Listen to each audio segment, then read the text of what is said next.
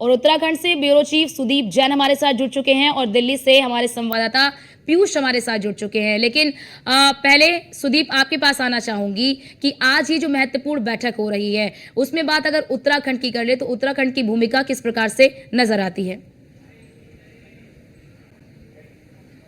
जी देखिए, उत्तराखंड की भूमिका राष्ट्र में क्या है इसको लेकर लेआउट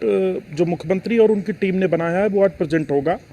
और मुख्यमंत्री से जब बीते दिनों मैंने सवाल किया था कि आप नीति आयोग की बैठक में जा रहे हैं, केंद्रीय बजट से बहुत कुछ मिला है, नीति आयोग से क्या उम्मीदें हैं, मुख्यमंत्री ने एक बात कही थी कि उत्तराखंड की कुल आबादी 1,40,00,000 है, जबकि फ्लोटिंग पॉपुलेशन चाहे कांवड़ हो, चारधाम हो, पर्यटन सीजन हो या विभिन्न कॉन्फ्रेंसेज और सेमिनार हो, इस प्रकार से उत्तराखंड में आने वाली संख्या जो लोगों की है वो करीब 9 करोड़ के आसपास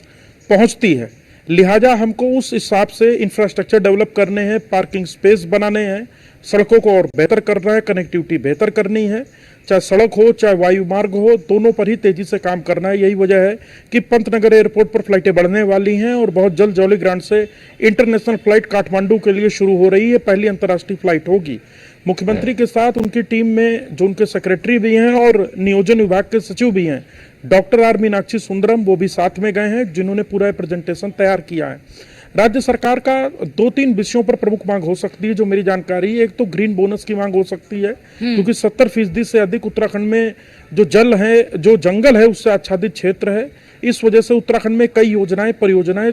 स्वीकृत नहीं हो पाती, और जो स्वीकृत भी होती हैं, यहाँ का कुछ वेदर कंडीशन ऐसा है, कुछ टेरेन ऐसी है कि काम महंगा होता है और काफ़ी समय लगता है। और हिमालयी राज्यों को लेकर चूंकि प्रधानमंत्री नरेंद्र मोदी विशेष प्राथमिकता देते हैं, तरजीह देते हैं, उत्तराखंड से विशेष लगाव है, तो माना जा रहा है कि मुख्यमंत्री का जो नोट होगा, जो मुख्यमंत्री ने अपना होमवर्क किया है नीति आयोग में प्रेजेंट करने के लिए, उस पर 100% सहमति बनेगी। और अलग अलग विभागों से चूक आदेश होने हैं, चाहे उद्योग हो,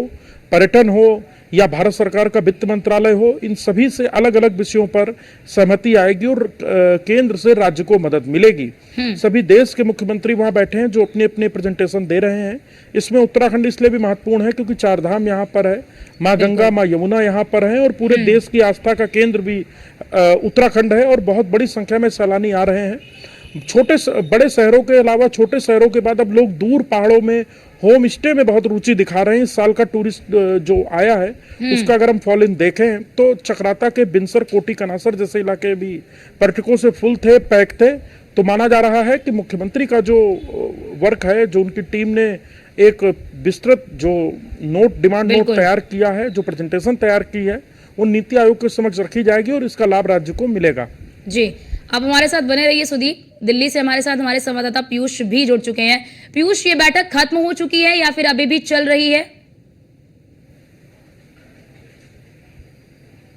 अगर अभी ये बैठक चल रही है, करीब 10 बजे से ये बैठक चल रही है। तमाम जो मुख्यमंत्री हैं और खासतौर पे उनके साथ जो अधिकारी आए हुए हैं प्रदेशों से, और इसके अलावा जो केंद्र सरकार के भी अधिकारी हैं उनकी मौजूदगी है, प्रधानमंत्री की भी मौजूदगी है, तमाम केंद्रीय मंत्री को भी मौजूदगी है। उत्तराखंड के मुख्यमंत्री पुष्कर सिंह धामी चूँकि कल ही दिल्ली आए हुए हैं और कहीं ना कहीं वो भी इस बैठक में शामिल है। इसके अलावा उत्तराखंड के भी लिहाज से अगर हम देखें तो तमाम जो प्रेजेंटेशन है वो उत्तराखंड की ओर से दिया जाएगा। और जिस तरीके से जानकारी मिल रही है कि एक मुख्यमंत्री को 20-20 मिनट तक के आसपास जो बोलने का समय है वो भी दिया जा रहा है, यानी कि वो अपनी बात रख सकते हैं। निश्चित रूप से उत्तराखंड में कई जो ऐसी परियोजनाएं हैं जो केंद्र सरकार के सहयोग से चल रही हैं, उस दिशा में भी निश्चित रूप से बात हुई होगी। चूंकि जो बैठक चल रही है उसके अंदर क्या कुछ अभी चर्चाएं हुई हैं उसके बारे में संभवतः थोड़ी देर बाद तमाम जो मुख्यमंत्री हैं या केंद्रीय मंत्री हैं इस बैठक के बाहर आएंगे तो ब्रीफ भी करेंगे और बाकायदा सरकार की ओर से भी ब्रीफ किया जा सकता है। तो थोड़ी देर का इंतजार करना होगा कि इस बैठक में क्या कुछ चर्चाएं हुई है और खासतौर पर उत्तराखंड के लिहाज से उत्तराखंड के मुख्यमंत्री पुष्कर सिंह धामी ने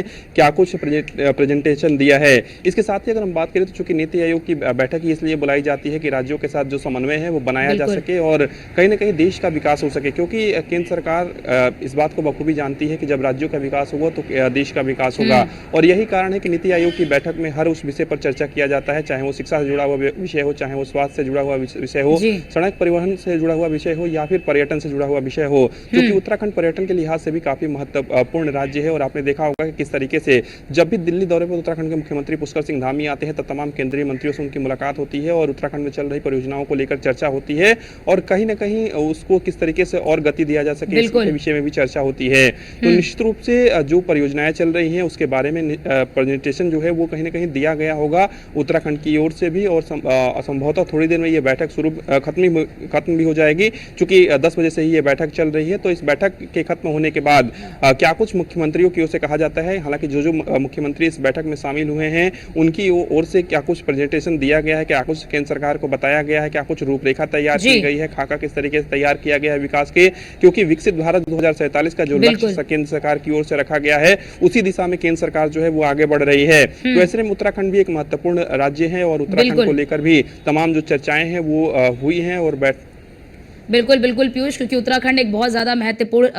राज्य है और उत्तराखंड की बात जैसे कि सुदीप ने भी बताया कि आस्था का केंद्र है वो। सुदीप, आपके पास आना चाहूंगी, जिन प्राथमिकताओं का जिक्र आपने किया और आप जैसा बता भी रहे हैं कि इन प्राथमिकताओं को मुख्यमंत्री पुष्कर सिंह धामी ने इस बैठक में भी रखा होगा, तो जिस तरह से आपने टूरिज्म की बात की, जिस तरह से आपने इंफ्रास्ट्रक्चर की बात की, टूरिज्म और इंफ्रास्ट्रक्चर को बेहतर करने से और उसको प्रबल बनाने से कैसा क्या लगता है कि जो विकसित भारत का जो लक्ष्य रखा गया है उसमें ये कितना सहायक साबित होगा, ये जो प्राथमिकताएं रखी गई हैं विकास के लिए? जी देखिए, जब इंफ्रास्ट्रक्चर बेहतर होगा तभी टूरिज्म और बेहतर हो सकेगा। अगर आप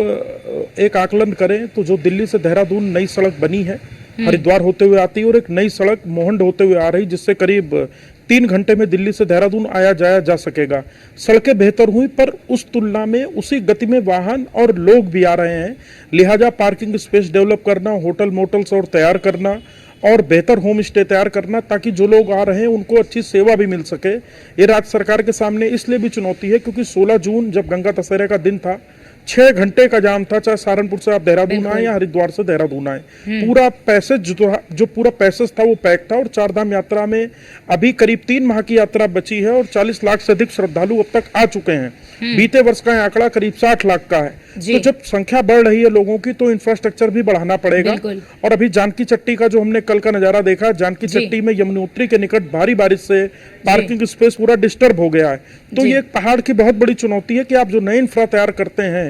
वो मौसम की मार से अन्य कारणों से डिस्टर्ब भी होते हैं। तो इस पे साइंटिफिकली कैसे बेहतर काम हो, इस पर भी मुख्यमंत्री का फोकस है। बिल्कुल बिल्कुल, और केंद्र की पूरी सहायता भी मिलती है। हम देखते भी हैं कि उत्तराखंड को पूरी सहायता केंद्र की ओर से मिलती है। बहुत शुक्रिया सुदीप आपका भी और पीयूष आपका भी।